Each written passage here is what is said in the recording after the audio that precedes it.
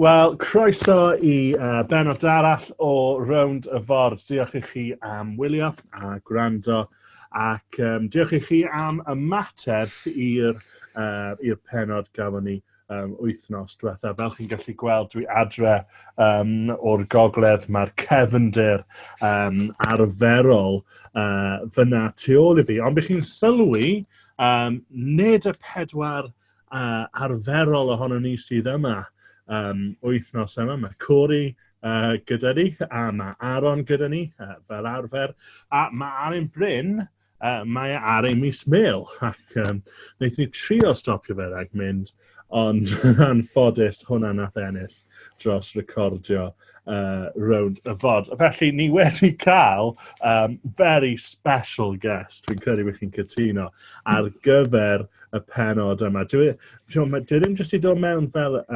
ymwelydd i'r podlediad. Mae wedi dod mewn fel y stand-in gyda ni y regulars fan hyn. Sawl gwaith yn ystod yr wythnosau, ni wedi sôn am Sam Edwards, ein Apple Podcast listener ni, yr un sydd yn actually gwrando i ni ar Apple Podcast. A mae wedi sgwennu review i ni hefyd, felly diolch i ti Sam am hwnna, am y 5 seren. Felly, fel chi'n gweld, mae Sam Edwards gyda ni. Mae Sam yn byw yn Nghaerfyrddin, ydw i'n iawn, Sam? Yep, ers i fi fynd i coleg, dwi wedi bod yn mynd i capel Aron Treharne, Penwell, a dwi wedi sticio lawr yma, so dwi wedi bod yma 8 mlynedd mis wedi yma.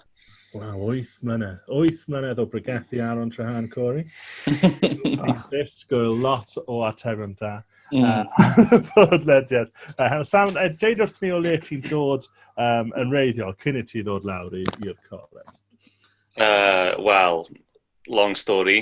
Di symud o gwmpas, lot o bobl sydd yn fab i weinidog.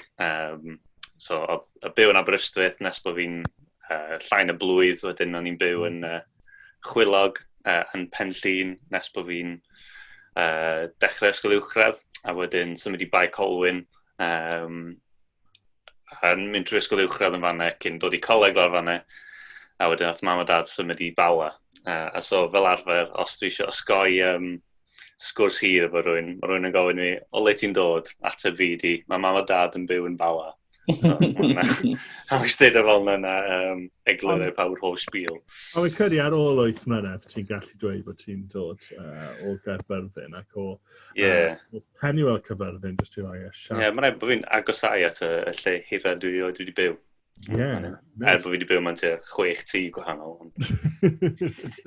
Wel, diolch am ddod ar y podlediad heno.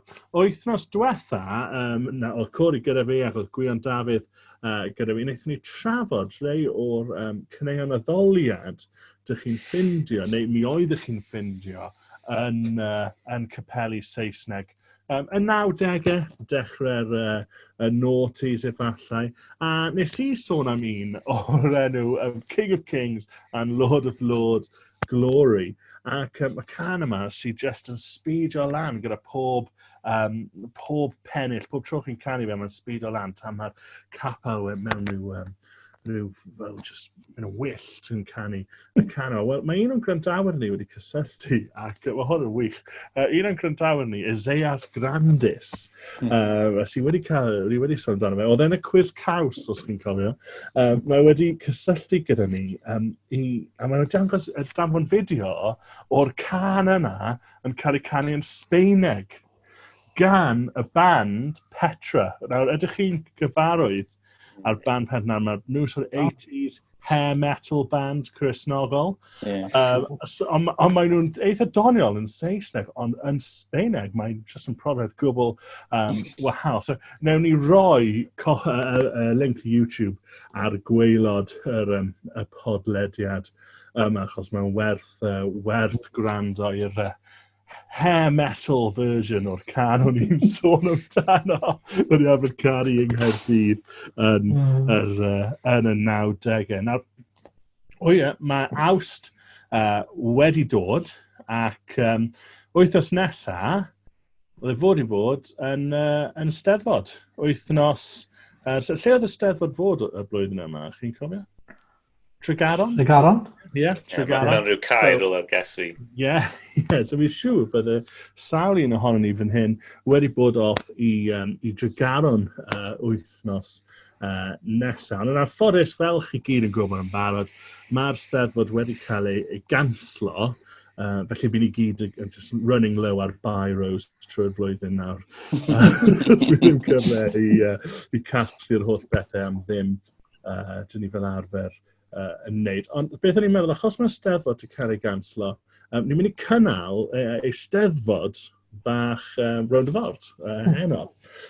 So mae Cori, mae fe'n fel, mae Steddfod yma, mae tym bach fel Llangollen, mae mwy sort of international Steddfod. Cori, ein Americanwr, fe bydd y beirniad i'r Cystadleuaeth. Cystadleuaeth y goron fi'n credu ni'n cynnal, achos, soed y cynghaneddu yn cerdd fi, os dwi'n gwybod amdano chi, falle bod chi wedi bod yn cynghaneddu. So, mae'r tri ohonyn ni, fi, Sam ac Aron, wedi bod yn barddoni, ac mae Cori mynd i beirniadu, neu roi ei feirniadaeth, ond i'n meddwl falle beth gallwn ni wneud, sa'n gwybod os chi'n cytuno gyda hyn, pawb arall, ond falle gallwn ni actually ffindio bardd yn ystod yr wythnos. Wythnos nesaf gallwn y bardd wneud fel dweud pwy sydd wedi ennill y Cystadleuaeth. Ond y problem, fi ddim really nabod bardd. Os mae'n y bardd yn gwrando, get in touch, okay? Neu os chi'n nabod bardd. Os mae'n y bardd yn gwrando, get in touch. A os gyda chi rhyw fath o credentials eisteddfodol, all the better. Bydd ni'n absolutely lyfio hwnna. Cael chi ar podlediad gallwch chi wisgo coron neu beth bynnag chi'n gwisgo. Eistedd yn y cader a bob beth. Ie, os oes cader... Dwi'n siŵr yn y 6 degrees of separation bydd ni'n gallu ffindio rhywun eitha swmpus i fod yn really awkward though os mae rhywun yn fel cysylltu a maen nhw'n dweud fel, dwi'n bardd, dwi'n mynd i gyd fel, Ond gawn ni weld pwy sy'n... Gewch chi weld oes nesaf pwy ni wedi ffindio fel bardd i helpu ni mas. Ond cyn i ni'n troi at y cerddi, mae rhaid i ni trafod enwau barddol, achos chi ffili cystadlu yn y Steddfod heb enw barddol. Nawr, ni wedi esbonio'r cysyniad i Cori. Dyn nhw ddim yn neud y fath o bethau yn Tennessee. Mae'n rhyfedd.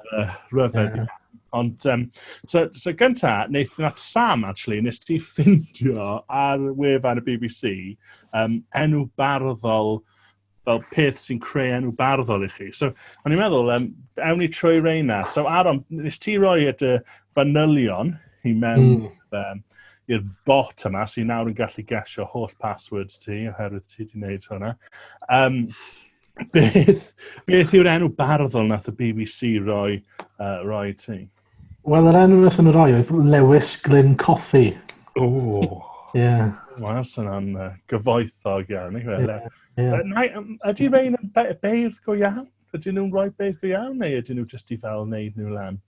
Mae'r beirdd sydd yn gwrando ac un y chwerth na ni, achos ni ddim yn gwybod Lewis Glyn Coffey. Ond am y noson, anyway. Sam, be nath y bot roi i ti? Wel, nes i roi'r manylion i gyd i mewn, a dwi'n siŵr bod wedi ystyried pob elfen o personoliaeth fi. Aron Bentwrch ydw i. Aron Bentwrch. A beth amdano ti, Cori? Ie, mae rhaid bod ni efo'r un gwybodaeth, achos Aron Bentwrch ydi enw fi hefyd. Pin number ti di 7342. Waw, mae gen i 2 Aron Bentwrch. Fi wedi sgwennu un fi lawr, achos dwi'n meddwl cofio, Richard Fynglwyd. Nice. Dwi'n gwybod os mae hwnna'n Fynglwyd, neu Fynglwyd. Fi ddim yn siŵr beth yw'n Fynglwyd, os mae hwnna'n gael. Anyway, dyna mae'r BBC wedi roi ni, ond o'n i'n meddwl, bydden ni'n dod lan gyda'r un hunain, achos, mae hwnna'n well. So, Sam, ti wedi bod yn gweithio, os Sam wedi dweud fi oedd yn gweithio night shift neithio, so wedi cael lot o amser i feddwl. Sam, beth wyt ti wedi dod lan gyda fel enw barddol? Wel, o'n i'n crafu pen am hwn, a nath serial awgrymu, so serial yw fy Ngwraig, nath i awgrymu Sam o Gaerfyrddin, a wedyn meddwl, o falle Saer Caerfyrddin. Ac yn y typo nes i sgwennu lawr, nes i ddweud Saerfyrddin. So, mae hwnna'n daweg swel. Ac i ddangos bod fi'n heiddio, dyma yw fy microphone stand. Sylwch ar y craftsmanship fan hyn. Saerfyrddin. Mae'n cyfle cor i ni defnyddio'r gair asio eto. Wythnos diwethaf, Saerfyrddin. O, mae hwnna. Mae hwnna'n well na BBC, neu gyfer. OK, Aron, beth y ti wedi dod lan? Wel, mae yna running theme fan hyn, achos nes i hefyd ofyn i Elain beth meddwl dylen ni wneud. A nath hi fynd, beth am Aron Farf? So, debyg iawn i Eben Farf, neu pwy bynnag. Aron Farf, ond obviously y play on the word farf, am farf, gyda F ar y diwedd. So, Aron Farf. Sydd ar ôl ti'n trymio ar barf hefyd, yna. Ar ôl torri fi gyd off, bron. Aron Farf a Saerfyrddin. Wel, nes i, fi wedi dod lan gyda'n achos, actually, dim yn gwybod sut dwi wedi ffind hwn mas, ond oedd yn had wedi cymryd rhan mewn rhyw steddfod ysgol, mae rhaid o dde. A nes i ffindio rhywbeth oedd wedi wneud, a enw fe arno fe oedd Dafydd Rhydhelig. Dyna'n enw fardd o le, achos nath e tyfu lan ar Rydelig Avenue yng Nghaerdydd.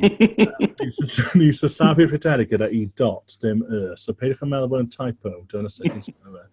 So oedd enw fe oedd Dafydd Rhydelig, so dwi wedi addasu'r enw bardd yma i Derig Rhydelig.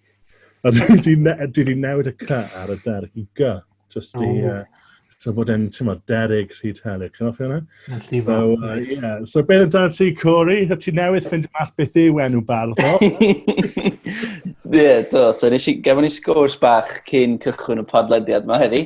Ac so oedd angen bach o help. Nes nhw gofyn o ble dwi'n dod yn reiddiol. So tref Savannah. So ni'n meddwl mae hwnna'n rhywbeth fel anialwch. Ac supposedly mae yna hen air Cymraeg am anialwch. Diffaith. So Cori Diffaith. So beth yw e, sorry, Corey? Cori Diffaith, fel allwch chi gweld ar y sgrin. Da iawn, Clem. Mae Clem wedi newid yn enwau. Ac nawr ymlaen, mae'r enw barddol yn cael ei dod. Nid Cori Diffaith yw e, Cori Diffaith. Mae di meddalu fo yn yr un ffordd y ti'n gwneud y Derek. Da iawn, mae'r i dot fyna. Ti'n be, fi'n teimlo fel bod Saerfyrddin yn heiddi fel bonus point cyn i ni ddechrau. So, i'r bardd sydd yn gwrando sy'n mynd i benni lan yn judge o hwn, cofiwch bonus point i Saerfyrddin traw fyna. Right. Wel, ni'n well ni symud ymlaen i'r cerddi, achos mae yna sawl person sy'n cwyno am y chats ar dechrau yn Rownd Y Ford. Siŵr bod nhw ddim yn absent bit yma. Ond well i ni symud ymlaen i'r cerddi.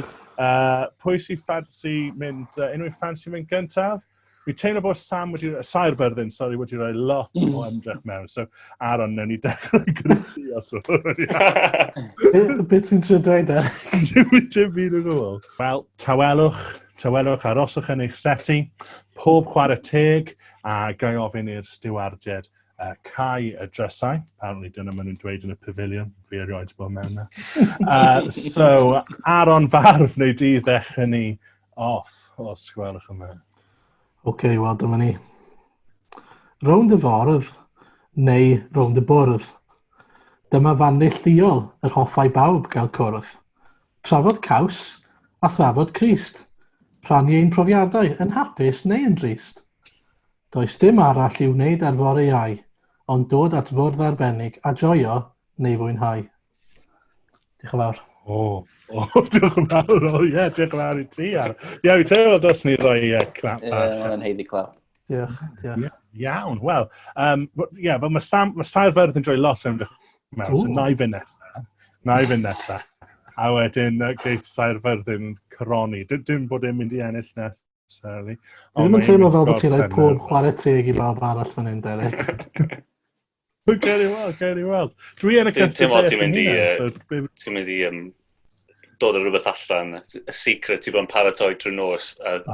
Cos Derek nad awgrymu y Cystadleuaeth yma, so dyn nhw'n gweld pa mor un wedi bod yn sgwennu iawn.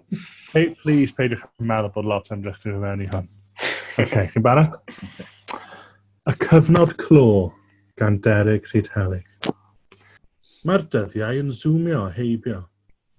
Tra bod yr oriau yn symud mor araf ac ymateb Llywodraeth Loegr i bandemig byd eang.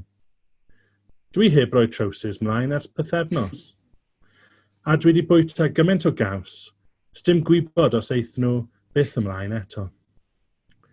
Gweles i'r cyfle i fod yn productif, ond yn lle dwi wedi gwylio pob raglen ar BBC iPlayer a hanner YouTube. Ond mae gyd i bod werth e, i beidio a gorfod mynd i'r steddfod, ac ysgoi'r bobl fi wedi bod yn ysgoi ers ysgol.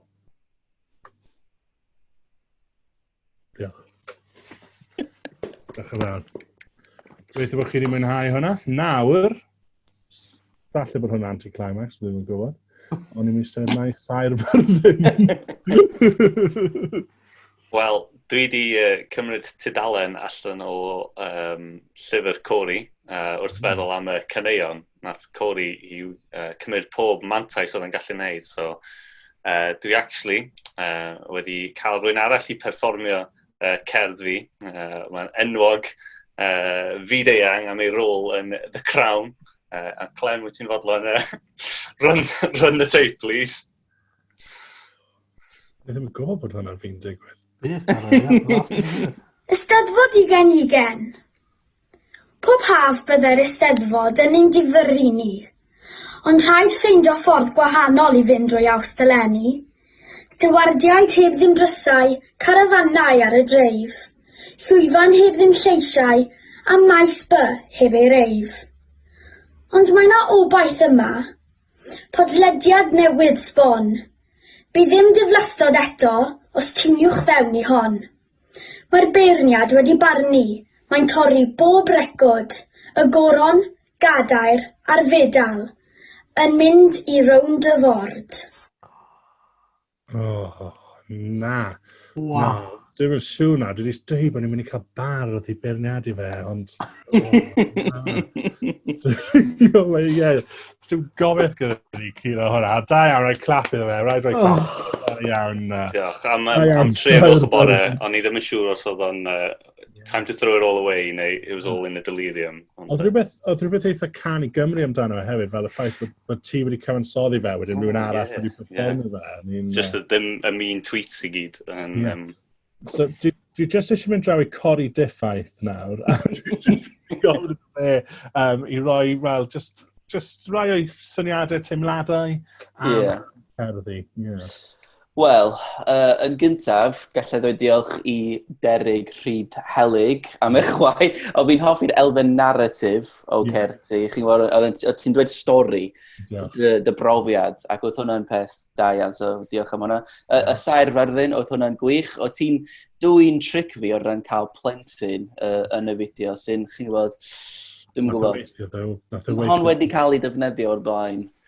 Felly, mae rhaid i fi weid, Aron farf, dwi'n credu sydd wedi ennill yn y maen. Mae rhaid i mi weid, oedd o'n fflwio'n dda, ac o fi wedi mwynhau. 5 minutes well spent, boys. Wel, fel ym mhob steddfod, mae rhywun wedi cael cam. A person yna di sair fyrddin, os dwi'n gwybod. Dwi'n gwybod hwnna. Dwi'n gwybod sut mae hwnna. Eith mam fi sgwennu llythyr blin at O, fi wrth y modd. Os allan ni gael y llythyr yna gyfer episode wythnos nesaf. Hwnna'n gret. Wel, diolch i chi am cymryd ran yn Steddfod Rownd Y Ford. Oedd yn teimlo fel tym bach o carnage, doedd.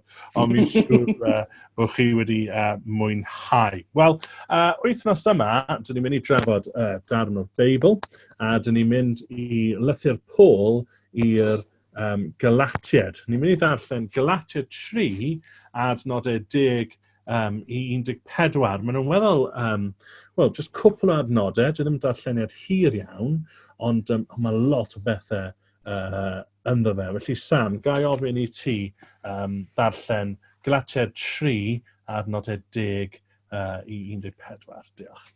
Wrth gwrs. So, Galatied 3 adnod 10. Mae rhai sy'n meddwl y bydden nhw'n iawn am eu bod nhw'n cadw manion y gyfraith Iddewig yn dal I fyw dan gysgod melltith. Mae'r ysgrifau sanctaidd yn dweud, melltith ar bawb sydd ddim yn dal ati I wneud pob peth mae llyfr y gyfraith yn ei ddweud. Felly mae'n gwbl amlwg bod y gyfraith ddim yn gallu dod â neb I berthynas iawn gyda Duw, a mae drwy ffydd mae'r un sy'n iawn gyda Duw yn byw. Mae'r syniad o gadw reolau'r gyfraith yn hollol wahanol. Does dim angen ffydd. Dweud mae'r gyfraith, y rhai sy'n gwneud y pethau hyn I gyd sy'n cael byw. Roedd y gyfraith yn ein melltithio ni. Roeddwn ni gyd yn gaeth. Ond wedyn daeth y Meseia a thalu'r pris sy'n gollwng ni'n rhydd. Cafodd ei felltithio yn ein lle ni. Fel mae'r ysgrifau sanctaidd yn deud, mae pawb sy'n cael ei crogi ar bren wedi ei melltithio. Talodd y Meseia Iesu pris sy'n gollwng ni'n rhydd, mwyn I bobl o cenhedloedd eraill I gyd gael profi'r un bendith ag Abraham. Ac wrth gredu, dyn ni hefyd yn derbyn yr ysbryd gafodd ef. Diolch. Diolch yn fawr. Sam, mae cwbl o gwestiynau gyda ni. Mae 3 cwestiwn gyda ni dweud y gwir, a dyn ni'n dechrau, Sam, gyda cwestiwn ti, os gwelwch yn dda, os ni wedi ddarllen y mas I ni. So wrth I fi ddarllen trwy hwn, oedd y gair melltith yn sefyll allan lot I fi. Mae Paul yn defnyddio fo cwbl o weithiau yn fan hyn. A falle fel Cristnogion, dyn ni'n gallu dod I ddeall a dod I arfer bod Duw yn barn ni, ond mae melltith yn swnio yn gryfach ac yn fwy na hynny. Lle mae hwnna yn ffitio mewn gyda ein darlun ni o Dduw felly. Gret. Wel, Aron, neu di ddechrau ni off y cwestiwn yma, y gair melltith yma yn ein darlleniad ni heddi. Diolch, Aron. Diolch I ti. Mae'n anodd na gwe, achos oedden ni'n trafod chydig bach o hyn ar y dechrau, a un o'r pethau falle gallwn ni ddweud am felltith yw bod y gwrthwyneb I fendith. A dyn ni'n gweld hynny'n aml yn y Beibl. Dyn ni'n y capod bod mynd trwy Genesis a fod Duw yn dweud fod Abraham a'i ddisgynyddion bod bendith yn mynd I roi ar y rei sy'n I bendithio nhw. A wedyn melltith ar y rei sy'n melltithio Abraham. A felly mae'n amlwg yn rhywbeth i'r gwrthwyneb I fendith Duw. Ond mae melltith jyst yn, falle, mae'n teimlo I fi beth bynnag yn gryfach na barn Duw. Neu o leia yn mynd ymhellach, mae'n statws, dwi'n meddwl, bod chi o dan fendith Duw, neu felltith Duw, I gymharu gyda jyst profi barn Duw, os di hwnna'n neud unrhyw fath o synwyr. A fi'n credu mae'n bwysig pwynt y mas fan hyn. Dim un o ni wedi cadw'r gyfraith, fel mae'r darlleniad yn dweud. So, dyn ni ddim yn dweud bod rei pobl dan y felltith a rei ddim. Mae pob un ohono ni wedi torri'r gyfraith, felly dyna status ni gyd wrth I ni ddod at Dduw am faddeuant. Cori, beth am dan y ti? Ti eisiau dod mewn ar y cwestiwn? Be oedd Aron yn dweud yn hollol iawn. Mae bendith a melltith, maen nhw'n thema fawr sy'n dilyn trwy'r Hen Testament. Mae Duw yn dweud, os byddwch chi'n dilyn y gyfraith dwi'n trwy iddo chi, byddwch chi yn profi y bendith sydd gen I ar eich cyfer chi, achos byddwch chi'n dilyn y bywyd sydd gen I ar eich cyfer. Ond os chi'n anifydd I fy gyfraith, byddwch chi wedyn yn profi melltith, sef gwrthwyneb fel Aron yn dweud, y bendith. Ond mae melltith yn dod â marwolaeth i'r byd ac i'r pobl hefyd. Ond yn fan hyn, beth sydd dwi'n credu yn ein darlleniad ni yn penodol, mae'n sôn am y gyfraith sy'n gallu fod yn melltith yn enwedig i'r cenhedloedd, so y Gentiles, y pobl sydd ddim yn Iddewon. Ac fi'n credu y problem fan hyn ydy bod y Gentiles ddim yn profi bendith Abraham oherwydd mae gyfraith rhwng nhw a profi'r bendith, oherwydd dydyn nhw ddim yn rhan o'r Iddewon, dydyn nhw ddim yn rhan o cyfamod Duw, a mae gyfraith rhwngddyn nhw I gyd, felly maen nhw ddim yn profi y bendith sydd gan Duw ar eu cyfer nhw. Ond fan hyn mae Paul yn atgoffa'r Galatiaid o rhywbeth sydd yn fwy pwysig hyd yn oed na'r gyfraith, sef ffydd.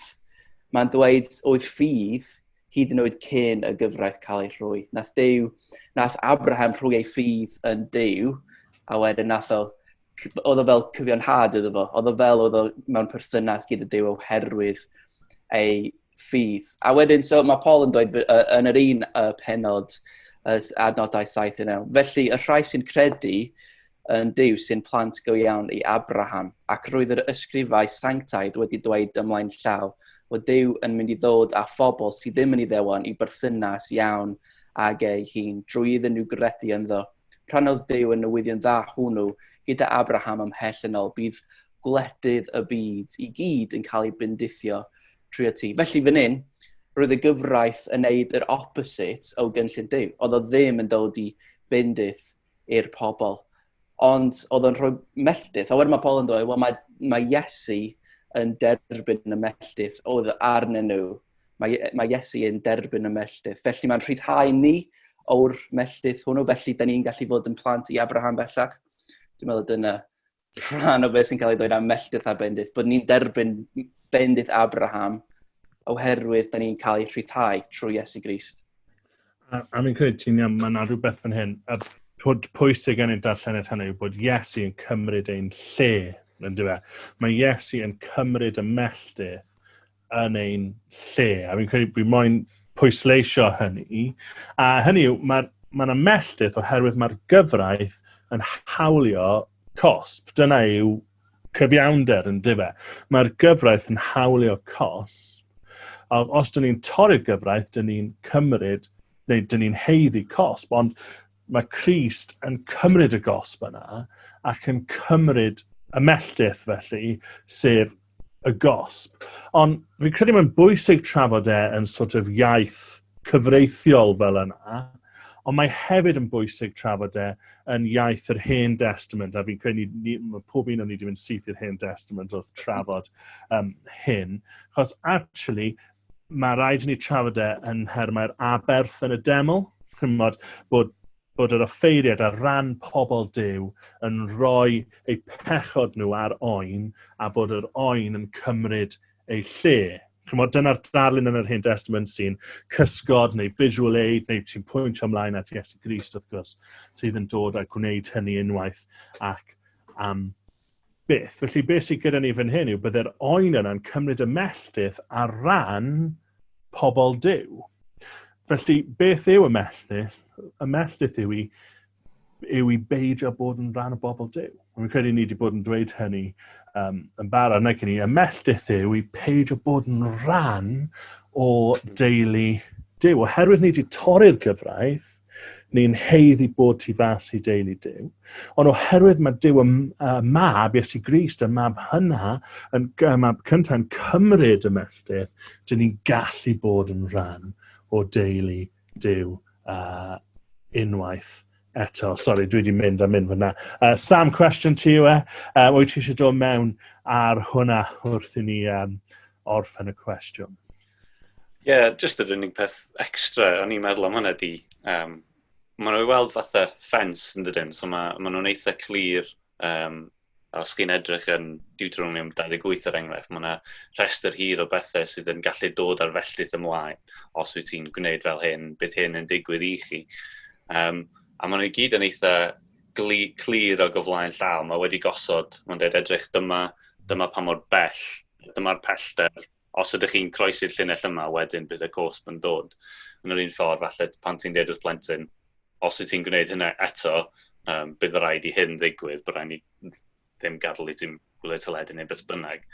Mae wedi gosod allan mewn ffordd lle mae'n hawdd i bawb gael gweld, a yn amlwg mae Paul yn pwyntio allan ni yn yr adnodau hyn. Dyn ni wedi croesi'r ffens nathon ni bod ni'n gallu gwybod be oedd y limit, lle oedd y melltith yn dod i mewn. Dyn ni'n yn benderfynol yn cerdded trwy a heibio'r y llinell ac yn derbyn y cosb. A jyst y peth ola ydi wedyn, mae Duw yn troi'r hyd yn oed y peth erchyll yma'r ffaith bod o'n gorfod cosbi pobl, y ffaith bod gorfod derbyn y gwrthwyneb i beth mae eisiau roi, sef yn bendithio ni. Mae'n defnyddio hynna trwy roi y melltith yna ar Iesu. Mae o'n dwy'n clod i fwy hun ac yn dwy'n ei bobl at y fo ei hun. A hyd yn oed yn y peth sydd yn taro ni fel beth gweithio bosib, mae'n defnyddio hwnna ei ogoniant, mae popeth yn cael ei droi clod i'w enwauedd yn dydi. Ie. Mi'n jyst mwyn clarify ar y syniad yma bod Duw yn gorfod cosbi, jyst o ran yr iaith ni'n defnyddio fyna. Fi'n credu, mae'n bwysig ni'n pwynt yma bod mae Duw yn gwybod gyfiawn, ac dyna pam mae yna cosb am bechod, yn dweud. Mae Duw yn gwybod gyfiawn, ac felly mae Duw yn dal cyfiawnder, mae'n gyfiawn pyr, nid yw e, a felly mae rhaid bod yna gosb am bechod, ond beth mae Duw yn neud yw cymryd y gosb ei hunain yn lle ni, yn dweud, yn Iesu Crist. Roedd os chi wedi darllen llyfr Gwyn Williams ar yr iawn. Rhywun oedd yn dweud y stori yma wrtho fi, dim nid fi oedd wedi darllen. Mae yna stori fyna am achos llys Cymdeithas yr Iaith. Ac mae rhywun wedi gwneud rhywbeth dros Cymdeithas yr Iaith, un o'r deulu di, probably, yes. Ac mae nhw'n sefyll yn y llys fyna, ac dyw'r barnwr, dwi ddim eisiau rhoi cosb i'r unigolyn, dwi ddim eisiau rhoi'r gosb, ond mae'r barnwr yn gofod cyflawni'r gyfraith, yn dyfa. Ac felly, beth mae'n neud yw, mae'n rhoi dirwy fawr i'r person yma. Wedyn mae'n cymryd checkbook allan ac yn talu'r dirwy. Nawr, wrth gwrs mae'r dalun yna'n anigonol, wrth gwrs bod y groes gymaint fwy na talu check wrth gwrs. Ond beth mae'n neud yw helpu ni deall y syniad yma o cadw'r gyfraith, cyflawni'r gyfraith, tra yn cymryd y gosb yn lle'r person yna. Oedd yr unigolyn yna'n cerdded yn rhydd, achos oedd wedi cymryd y gosb, ac oedd y cyfiawnder wedi cael ei wneud. A dyna sy'n digwydd ar y groes. Mae'n cymryd y gosb ac mae cyfiawnder wedi cael ei wneud. Ond mi'n credu mae'n bwysig dal hwnna gyda'r darlun yn yr Hen Testament o'r oen sydd yn cael ei lladd yn ein lle. Dyna mae Iown Fedyddiwr yn galw Iesu wrth gwrs yn tyfa. Eisiau newid y trefn tym bach, actually. Ni'n mynd i cwestiwn Cori nesa, achos ni gyd wedi mynd ar ôl Abraham. Sa'n ni'n mynd ar ôl Abraham yn barod. So, Cori, neu di ddod mewn gyda dy gwestiwn di? Ie, nes di cyffwrdd ar hyn, Derek, ond y cwestiwn fi yw, beth yw yn olygu i ni dderbyn bendith Abraham, wel, yn cyffredinol ond hefyd heddiw yn ein sefyllfa ni heddi? Ie, Sam, neu di ddechrau ni off gyda'r un yna. Beth mae'n golygu dderbyn bendith Abraham? Wel, yn helpful iawn i ni fan hyn, mae Paul wedi sgwennu chdi bach am hyn yn yr adnodau o flaen llaw yn adnod 7 mae'n ominellu ac yn mynd â ni yn ôl at yr addewid mae Duw yn rhoi i Abraham. Dyn ni'n ffindio hwnna yn Genesis 12, byddai'n gwneud ti yn genedl fawr ac yn bendithio di.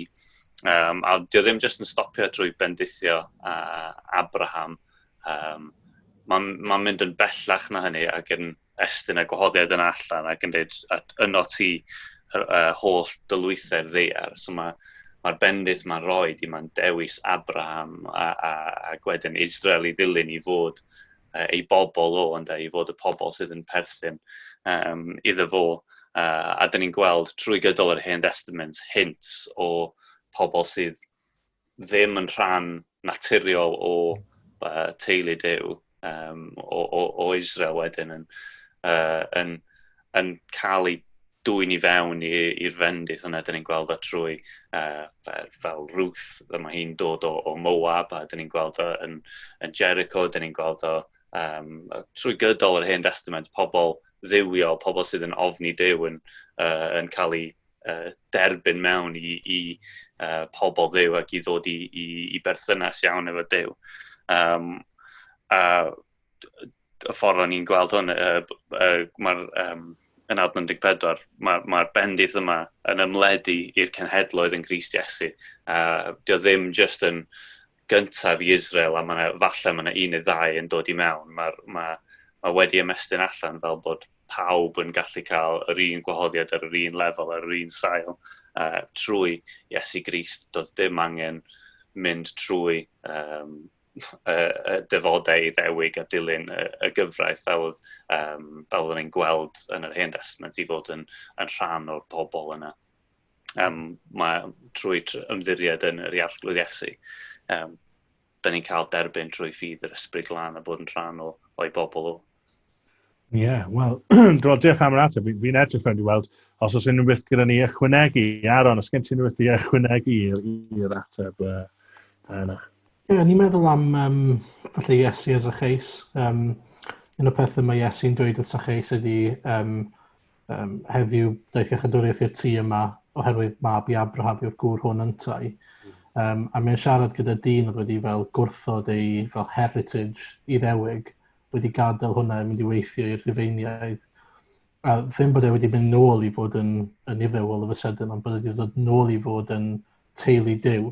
So di ddim rili ynglyn â dod yn iddew, di ddim ynglyn â dod yn rhan o'r bobl yma. A un o'r problemau, wrth gwrs, gyda'r Galatid oedd bod nhw'n meddwl falle fel oedd lot yn meddwl ar y pryd bod yr iddewon yn rhyw fath o genedl well na pawb arall a bod nhw'n fwy pwysig i ddyw. Ond dyn ni'n sôn am plant Abraham, hynny yw y bobl yma sy'n perthyn i deulu Duw.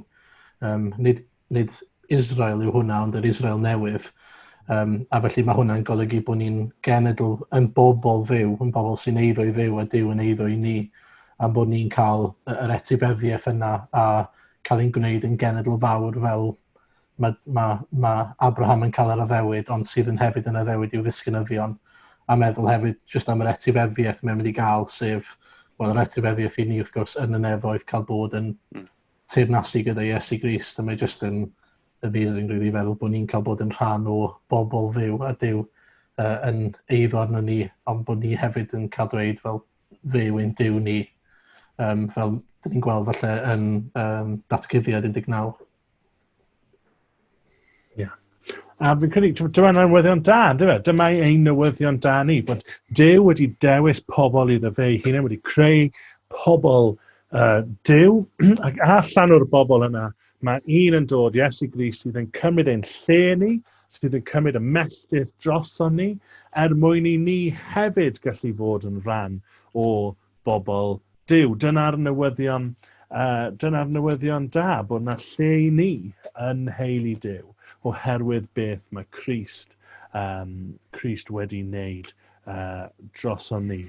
Cori, nôl i ti ar dy gwestiwn di. Mae wedi mynd yn gwbl dywyll yn y ffenest tu ôl i ti erbyn hyn. Be ti eisiau dweud ar dy gwestiwn di? Na, dych chi wedi ateb yn dda fel bod trwy Iesu Grist, da ni yn plant i Abraham, da ni'n derbyn pob bendith sydd gan Duw ar gyfer ei bobl, a da ni wedyn yn plant mabwysiedig i'r arglwydd. Felly, chi di deud o'n glir. Nath Sam atgoffa i cyn i ni ddechrau am can Father Abraham has many sons. Can yna neu. Mae gan Abraham lawer o blant. Fi'n credu mewn y fersiwn Cymraeg.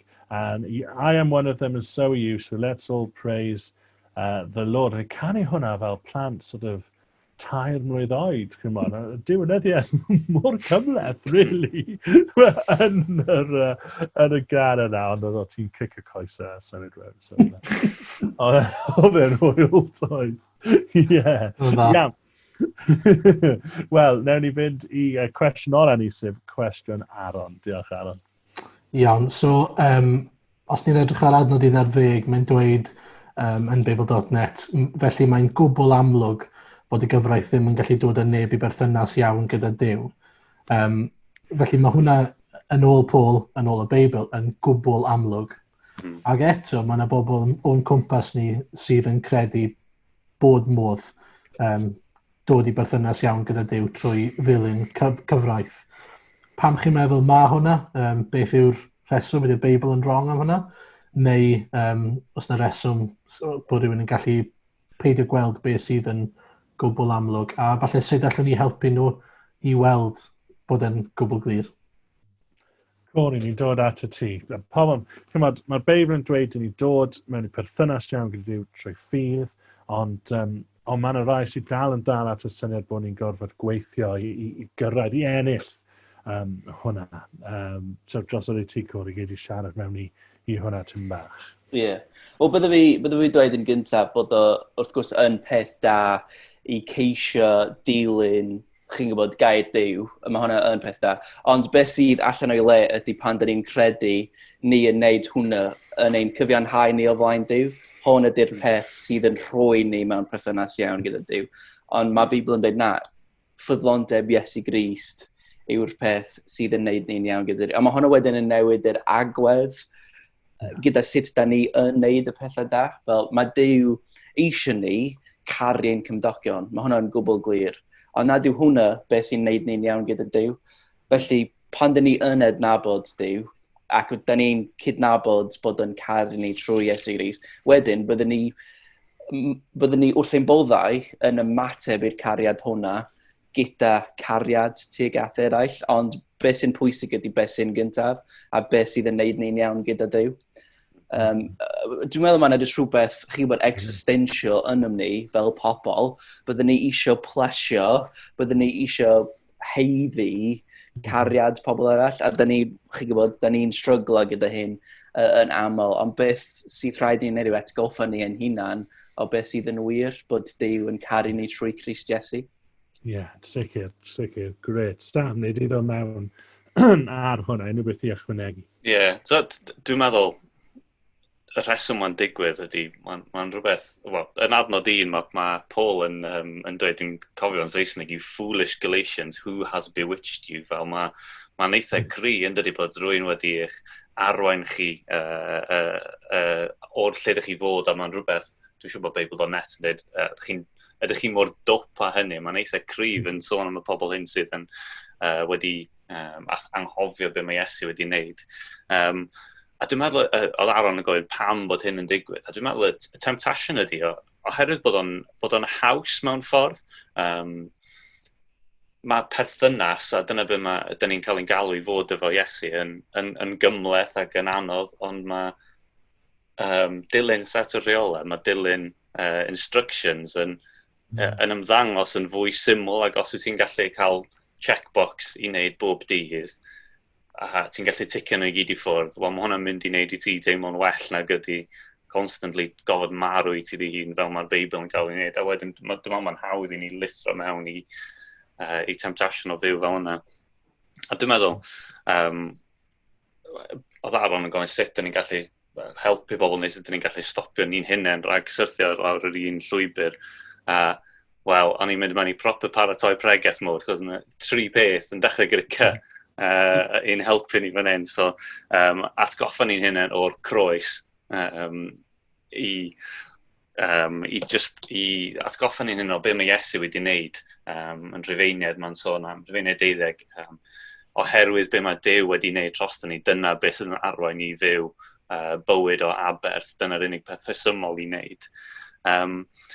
A wedyn cymundeb efo Crist bod mae'n perthynas cyson bywiol efo fo. Dio ddim yn rhywbeth sydd yn digwydd unwaith a ti'n iawn am byth, mae'n rhywbeth sydd yn parhau i orfod digwydd.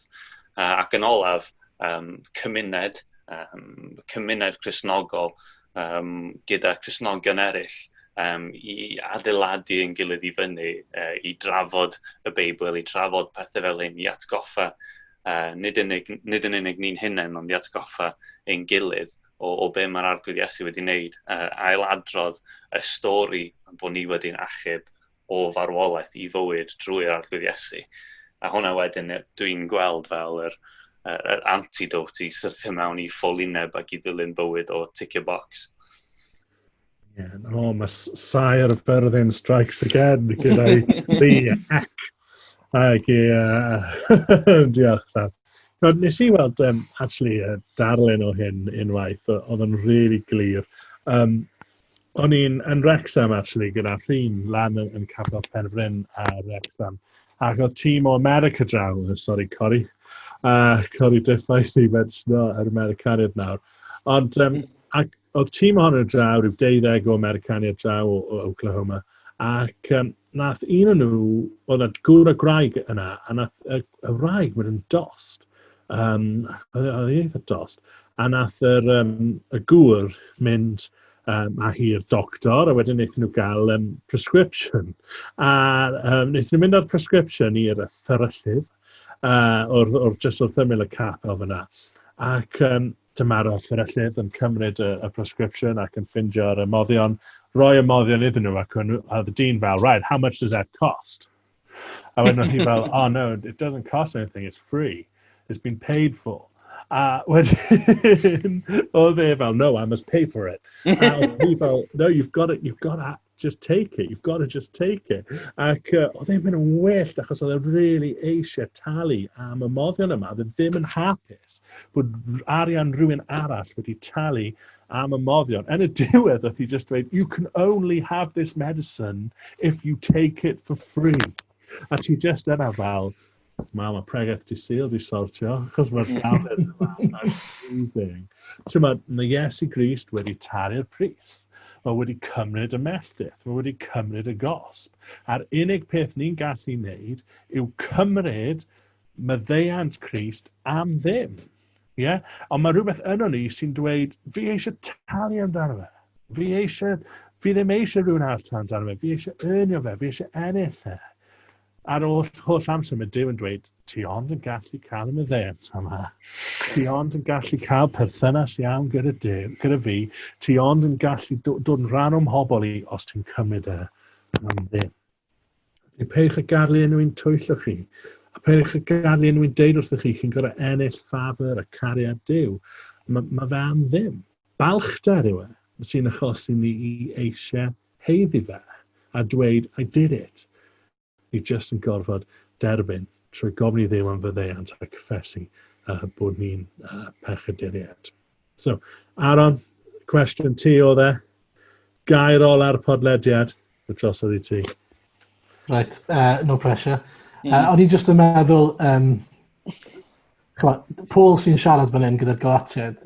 Paul yw y boi yma nath dreiddio lot o'i fywyd ar y dechrau yn trio cadw at y rheolau a dilyn y gyfraith mwyn plesio Duw.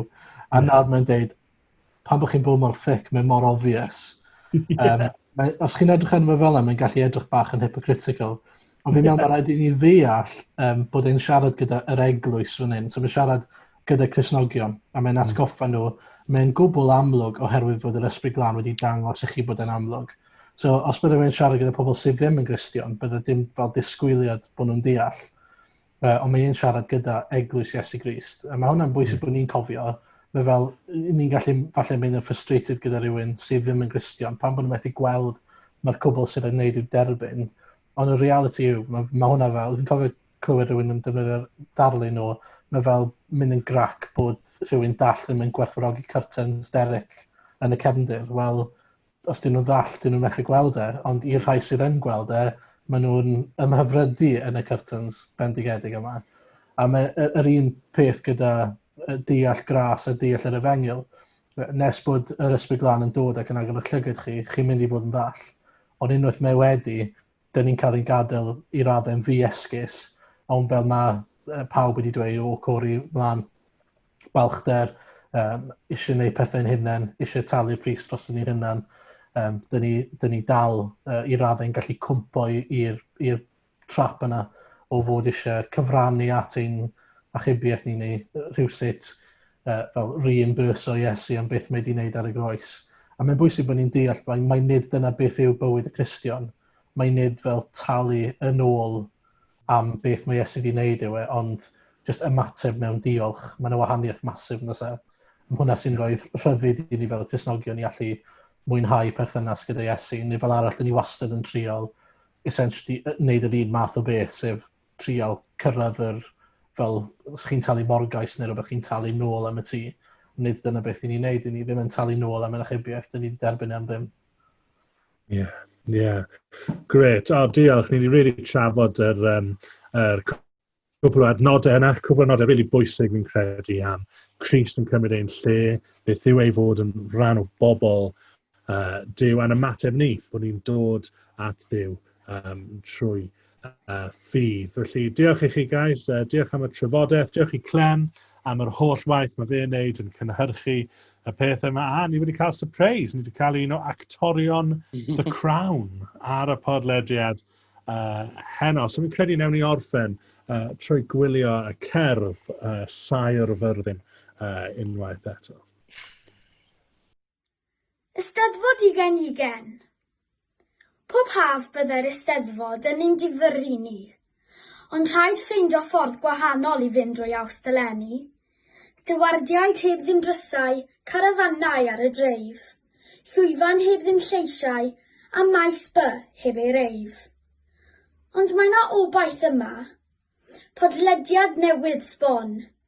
Bydd ddim diflastod eto os tiniwch fewn i hon. Mae'r beirniad wedi barnu, mae'n torri bob recod, y goron, gadair a'r fedal, yn mynd i Rownd Y Ford.